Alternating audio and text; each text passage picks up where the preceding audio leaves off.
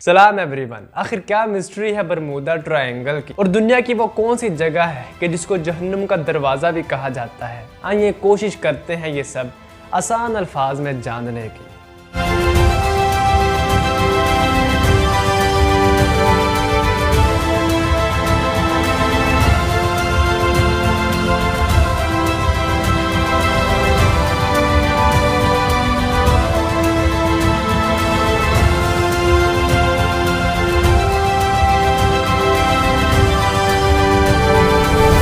तो सबसे पहले बात करते हैं बरमूदा ट्रायंगल की, जिसको डेविल्स ट्रायंगल भी कहा जाता है। ये बात है दोस्तों 1492 की, जब क्रिस्टोफर कोलंबस अमेरिका की खोज में निकले हुए थे। तब इन्होंने सबसे पहली मर्तबा बरमूदा ट्रायंगल के अबनॉर्मल बिहेवियर को ऑब्जर्व किया। इन्होंने रिपोर्ट किया कि जब मैं इस एरिया में पहुंचा तो मेरी कंपस ने काम करना छोड़ दिया। ये वो वक्त था कि जिसके बाद से बरमूदा ट्रायंगल एक मिस्ट्री बनकर उभरा और ये लोगों की नजरों में आना शुरू हो गया। इसके बाद से दोस्तों इस पर बहुत सारे हादसा को रिपोर्ट करना शुरू कर दिया गया, जिनमें से एक बहुत इंपॉर्टेंट जो हादसा हुआ था वो था यूएस नेवी के यूएसएस साइक्लोप का। ये बात है दोस्तों 4 मार्च 1918 की, जब यूएसएस साइक्लोप 306 लोगों को लेकर बाल्टीमोर से रवाना हुआ। इसने रिपोर्ट किया कि वेदर बिल्कुल क्लियर है, किसी भी तूफान का अंदेशा नहीं है। लेकिन कुछ ही देर के बाद दोस्तों इसके तमाम जो कॉन्टैक्ट से पीछे लोगों के साथ वो सब खत्म हो गया और ये मिस्टीरियसली डिसअपीयर हो गया। फिर ये ऐसा डिसअपीयर हुआ कि आज तक इसका एक निशान भी नहीं मिल सका और ये उस वक्त के यूएस का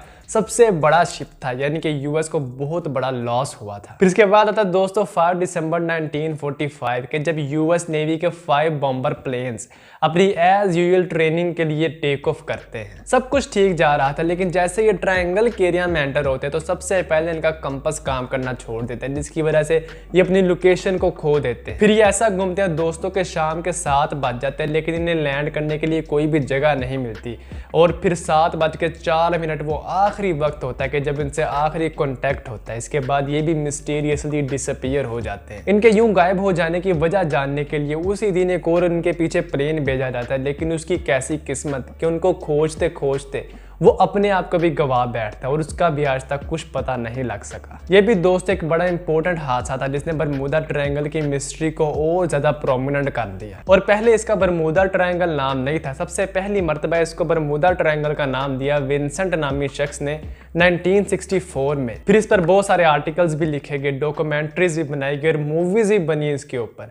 और इसी के साथ साथ बहुत सारी मनगढ़ंत कहानियों ने भी जन्म लिया। अटलांटिक ओशन में पाए जाने वाले इस बरमूदा ट्रायंगल के दोस्तों अगर हम एरिया की बात करें तो ये तकरीबन बनता है 5 लाख स्क्वायर माइल्स।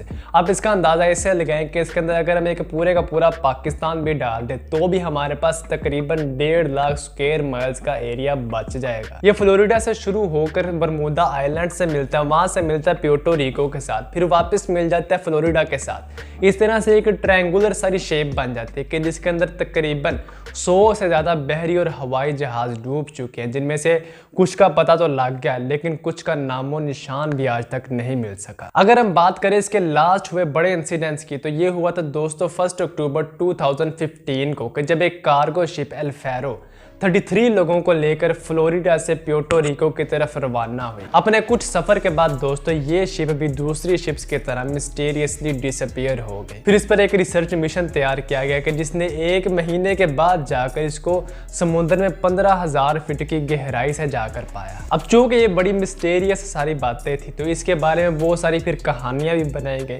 कोई कहते थे कि यहाँ पर एक पैरेलल यूनिवर्स है कि जो कोई यहाँ जाता है वो दूसरी दुनिया में चला जाता है। कोई कहता था यहाँ पर एलियंस का राज है, वो अपना यूएफओ लेकर आते हैं, पूरे का पूरा शिप ले जाते हैं। इसी वजह से किसी का निशान भी पता नहीं लग पाता आखिर वो कहाँ गया। और कुछ कहते थे कि यहाँ पर सी मॉन्स्टर आता है जो कि पूरे का पूरा शिप भी निकल जाता है। ऐसा हमेशा से होता रहा दोस्तों कि जब भी कोई चीज मिस्ट्री बनकर उभरती है जिसकी हकीकत का इंसानों को नहीं पता होता तो उसके बारे में वो अपनी ही मनगढ़ंत कहानियां पेश करना शुरू कर देते हैं, सिर्फ सस्पेंस क्रिएट करने के लिए और शुगर मेले के लिए। लेकिन जो साइंस तरक्की करती जाती है कुदरत के बहुत सारे राज खुलते जाते हैं। इसी तरह से ये बरमूदा ट्रायंगल की भी मिस्ट्री को सॉल्व करने में साइंटिस्ट काफी हद तक कामयाब हो चुके हैं। जैसे बात करें अगर एक बड़े मेन इशू की जो कंपास में खराबी आ जाती है तो साइंटिस्ट ने बताया इसकी वजह वहाँ के मैग्नेटिक फील्ड का एबनॉर्मल बिहेवियर। अब चूंकि आप जानते हो दोस्तों कि जो कंपास होती है वो मैग्नेटिक फील्ड पर काम करती है। अब जहाँ पर मैग्नेटिक फील्ड अब नॉर्मली बिहेव कर रही है वहाँ पर कंपास किस तरह से ठीक तरह काम देगी, इसी वजह से लोगों की लोकेशन खो जाती थी। दूसरी जो इसकी मेन वजह हो सकती है वो है मीथेन हाइड्रेट्स की बहुत ज्यादा मिकदार। दरअसल होता है दोस्तों कि इनकी वजह से पानी की डेंसिटी बहुत ज्यादा कम हो जाती है कि जिसकी वजह से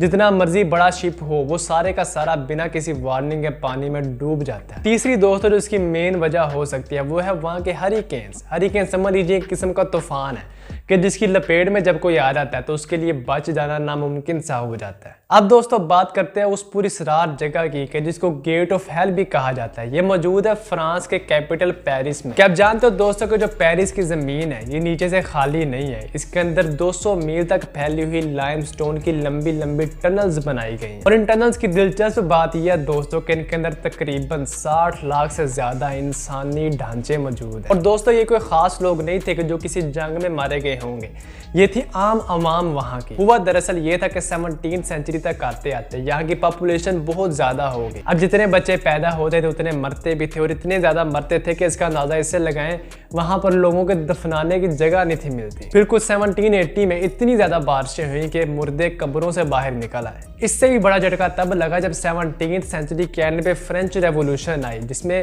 तकरीबन 40,000 लोगों को कत्ल कर दिया गया। पहले लोगों के दफनाने की जगह नहीं थी मिल रही, अब इनको वो लोग कहाँ दफनाते। अब ये सब देखते हुए दोस्तों फ्रेंच गवर्नमेंट को कुछ ना कुछ तो इनके बारे में फैसला करना ही पड़ना था।